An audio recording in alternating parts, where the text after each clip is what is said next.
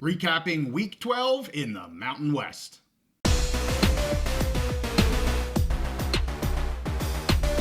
It's the home stretch in the road to the college football playoff, and we're back on the big mountain to break it down for you. Hey, welcome back to the mountain. I am JY. This is my good friend Steve. We're going to recap every game in the Mountain West. And with Steve starting things off about the college football playoff, we have to start with the team that is in right now the college football playoff rankings, and that is the Boise State Broncos. And they had a heck of a test as they traveled west to San Jose State University. This was 14-14 at halftime, but even before that, it was 14-0 early on in the game. The Spartans taking the lead, looking great.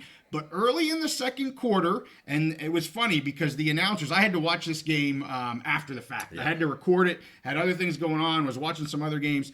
And they actually said it at the time. Of course, I knew what the end score was. But it was 14-0 early in the second quarter. San Jose State goes for it on fourth down after they initially put out their field goal unit. They call a timeout, change their minds. They put out their offense again. It was 4th and I believe 1 on the Boise 2. And they try this little trickery trick play. It goes back to a lineman who I think actually never even checked in as a receiver in the play. So even if he would have gotten it in, it would have been a flag. Yeah. So just a bit of a mess there for that, unfortunately. After that really did change the tide to get Boise going. I'm not going to say that's why they lost the game, San Jose State, but it definitely opened that door for Boise to get going. They get the ball. They drive the field for a touchdown. San Jose State's next time they have the ball, next possession, thank you, throw an interception. Boise drives the field for a touchdown, and that's where you're at the 14-14 at halftime. I want to talk about some team stats overall. Very similar game here, except for one glaring piece. And if you watch the game, you know the piece that's just sticks out like a sore thumb. You didn't have to watch the game. You look at these stats and you know exactly what happened in the game. But first downs, 27-25 Boise. Third downs, 8 of 13 and 7 of 13. So again, both offenses able to move the ball. Total yards here, San Jose State actually has more yards, 483 to 456. They had 446 passing yards, did the Spartans, and 37 rushing yards. So yeah, Eget was throwing the ball a lot, but they had 4 turnovers. And that was the story of the game, especially late in the game when San Jose State was trying to, stay with the Boise, try to come back because Boise had taken the lead. They just start throwing some interceptions, turning the ball over. Props to the Boise defense. They were without, their captain on the defense, Tubner. He didn't play in this game, but they step up big time. And I got to give praise to Maddox Madsen again. Everybody talks about Genty. I'll get to his stats. But Maddox Madsen here, 22 of 30, looks so composed. 286 yards and a touchdown. He doesn't turn the ball over. Just looks, he looks so composed back there. He wasn't happy in his last game and how he played. Looked fine in this game. Genty took him a while to get going. I mean, they were really bottling him up early in the game. He ends with 159 yards and 3 touchdowns. We actually enter this game, Steve, with the number 1 rusher and the number 1 receiver in all of college football. And of course, Nick Nash is who I'm talking about from the receiver. He ends 9 receptions, 126 yards with a touchdown. He's amazing. He's just amazing. Lockhart actually touches him here as the other receiver. 10 receptions, 172 yards, and a touchdown. The passing game for San Jose State is it's off the rails, man. It's not off the rails. That's a bad thing. It is off the chain. Yeah. It is cooking. So next week, Boise has Wyoming. Genty is going to pad his stats because the Cowboys' rush defense, El Suckos, I'll get to them in a minute.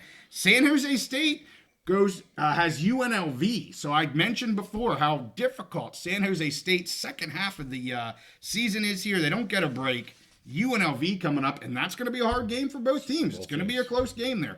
You have anything on that one, Steve? Yeah, so I watched a good part of this game. I was watching a Big Ten game, but I think I might have been on when I was watching the Penn State game. But I would flip over and watch a good amount of this game. And yes, like you talked about, turnovers, big deal. But the way the San Jose State passing offense was going, you got the sense like that they could survive those turnovers because they could score at any time. To me, there were two kind of key parts of the game. Well, one, there was a couple drives where Madsen, and you talked about Madsen, he made just some nice first down throws where he had to move around a little bit, make maybe an 8, 9, 10 yard pass to keep that drive alive. I thought that was huge. And that really goes back to, my thoughts on last year, coming, towards the end of the season last year with the Madsen versus Taylor Green. Yes, Taylor Green, obviously super talented. He's had some success down in Arkansas. Yeah. However, the difference between those two is I never trusted Taylor Green. Yeah. Madsen is the guy, to me, I have trusted. I know some Boise fans have been squawking a little bit. Maybe they didn't think he was up to par. But he's the guy, to me, that I trust when they need a drive, they need to make some completions. He's not going to screw the game up for them. Right. He's going to continue those drives. So that was a big part of it to me. Yeah. And then also, when you have a great passing game, it's fantastic. You can score points and whatever, but a dominant running game can really just kind of take the game over and keep the ball away from the other team. Right. And there was a point in this game, I think late in the third or in the fourth, when the score was still close, and they just had this great drive with Genty. You just see him. They bottled him up early, but at that point, he kind of exerted his will. Boise exerted their will on offense. Great touchdown drive where he was just unstoppable. He looked like the best player on the field, the best player in the country. Mm-hmm. And to me, that was, again, one of the big differences. I didn't see the entire game, but just from my snapshots of coming in, that was the difference from my perspective. Yeah, no, that two excellent points for sure. So I got that one right. I went 3 for 3 on the week. I'm going to go to the big upset, the one that I took points for. And the Lobos say, we don't need your stinking points. Yeah. We're going to win this game straight up. New Mexico 38, Wazoo 35. This was 28-14 Wazoo at the half. And my goodness, the Lobos say, we will score more points than you. We know our defense isn't fantastic, but we will score more points than you, and that's exactly what they did. The quarterbacks on both sides of the ball just going off. I mean, you want to see two really strong quarterbacks, just both in throwing and running the football. You had the two in this game. Yep. You had Devin Dampier, who gets the victory here. He ends 11 of 25 for 170 yards and 1 touchdown, but the key with him, no interceptions. And then he adds another 193 yards running the ball with 3 touchdowns. When you look at Mateer here, 25 of 36 for 375 yards and 4 touchdowns. Jesus. He gets another one on the ground. So 4 touchdowns for Dampier, 5 touchdowns for Mateer. And Mateer is the better thrower, no doubt about it. He's the better passer. But Dampier's just a talented kid, man. He just makes it happen. It don't matter if they're down 14 or this or that. He makes it happen. He scores some points. And Eli Sanders, who has gotten better and better as the year's gone on here, the running back for the Lobos, ends with 108 yards and a touchdown as well on 13 carries. Go over a couple of the stats here, game stats, very, very similar here, kind of similar to the game stats that we talked about with the Boise game, except for the turnover issues did not happen in this game. So total yards, Wazoo, 547, New Mexico, 534, difference of 13 yards. First downs are 27 each, and neither team have a turnover. There were no turnovers in this game. Fantastic win for the Lobos. They move to 5-6 on the season. They're this close to possibly being in a bowl. We said, Lobos, give Bronco some time. He'll get the ship corrected. Never thought he'd have him this changed this quickly. And man, by the midpoint of the season here, they have just gone off, and quite frankly, easily could be 6-5. They had that little hiccup against Wyoming, who, I'll take it as a Wyoming fan, but they could easily be 6-5 right now in that spot. They have a bye next week, and then they play Hawaii in their last week, which is winnable, so they can get to 6-6 on the season. And Wazoo plays the only Pac-12 game of the year Oregon State here next week. Phenomenal for the Lobos. Can't be happier for them and their coach, Bronco Mendenhall. Yep. I see some of the videos, just his speech after the game, the team just asking for him to come into the locker room. I mean, it's just so much fun to watch teams when this type of thing happens. So fantastic. We both of us were unanimous we thought Bronco Mendenhall, fantastic hire, and he would get this team turned around, like you said. At this point, if you're a Lobos fan, the big thing is if they can keep this offense together going into next year and just improve the defense marginally, like not a huge turnaround, but just get a little bit better on the margins, move from 130 up to 90 total defense. Yes. That could be huge for them on their progression. So you gotta be happy if you're a Lobos fan on where they're at. And then just Washington State, the Cougs. We talked earlier in the season. There were games where Washington State had no business winning, other than Mateer just going absolute bonkers crazy and willing them to win. That was the Apple Cup was like that. Where Washington, I think, was the better team, but Mateer's like, I don't care, I'm winning this game, and he tried to do that. Was the shootout with San Jose State, I believe. I think San Jose State they easily could have won that game, but Mateer was the reason Wazoo won. Right, and today, great this weekend, great game, but he didn't have enough because New Mexico just had so much offense. So, it doesn't really surprise me a ton. But I'm still surprised, if we go back from a season, how quickly Mendenhall was able to get this turned around. No doubt. And I'm anxious to see what he can do in the transfer portal. It's just a team I'm going to love to watch in the offseason here. So I'm going to breeze through the rest of the games here a little quicker here. I want to talk about Air Force versus Oregon State. An offer put up here by the Air Force defense, 28-0. Air Force dominates this game. I actually watched a majority of this game, and Steve, I was just surprised how poorly Oregon State played, especially on the offensive side of the ball. And I don't want to take any away from Air Force. They're clearly getting their game together. Their offense looks so much better than it did just a few weeks ago. I think some of that is they're using Quentin Hayes here now at quarterback. He ends, you're not going to believe this, 5 for 5 in throwing the ball for 110 yards. He also has 2 rushing touchdowns. But okay, they're never going to have big numbers. Yeah. But if Air Force quarterback is going to be 5 for 5, if you hit 5, that's just icing on a cake if you can do stuff like that. So Oregon State here, they changed quarterbacks again. Johnson was in. He went 9 of 19 for 106 yards. No touchdowns, obviously, they offered, and 1 interception. They only had 69 rushing yards on 24 carries. Just abysmal. I mean, it was really tough to watch. I actually said something on X like, wow, this Oregon State offense is not good. And yes, the Air Force always has a strong defense. Again, not taking anything away from them, but my goodness gracious, it was just absurd. Time of possession here, similar to a week ago with Air Force.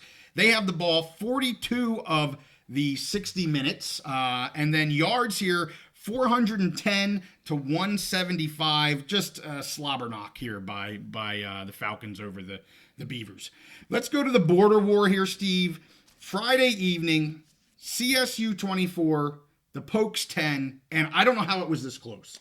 The beginning of this game was unbelievably lopsided for the Rams. I thought they were just going to run away with this thing. 400 and plus rushing yards, 50 some points. But it was only 17-3 at the half, and I'm sitting there going, how is this even that close? Yeah. How is this only a 2-touchdown spread, given how well CSU was running the ball? My gracious. They actually then end with only 248 rushing yards, but the majority of them, I think 180 or 90 of that, came in the first half. The Pokes really changed things in the second half, were able to start loading the box a little bit more, stopping that run game. They just couldn't get their offense going. Caden Anderson ends 13 of 30, 120 yards, and 13 of 30 is bad, but there were drop skis all over the place for Wyoming. Easy catches that they are just dropping.